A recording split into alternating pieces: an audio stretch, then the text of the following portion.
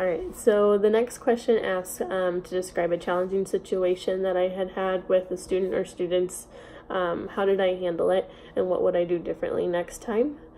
So thinking on this one, knowing that all students are different, that we have to handle each situation in a different way in order to accommodate those students. I had one situation come to mind. This happened at kind of towards the beginning of last semester when I was still getting to know my new students.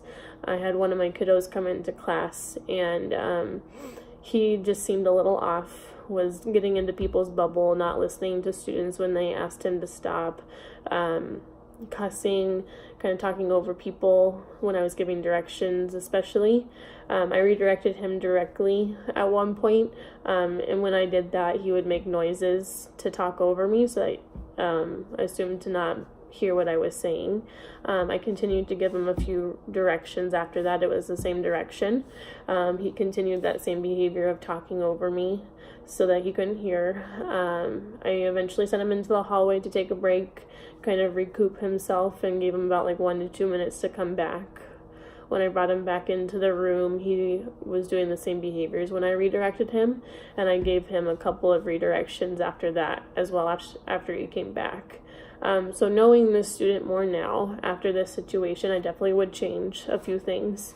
The first thing that I would change is that if I notice that he is not having a good day and showing the same kind of signs that he did this time, I might give him one direction at a time instead of giving him multiple directions. Give him a chance, so like 1 to 2 minutes to think about what I said, to think about making the right decision before coming back and talking to him again. It took me a little while to get to know him and to get to know how to help him when he's in this situation, so that we can both help each other, so that things do not get escalated and he does not get more mad, instead to help him make the right decision.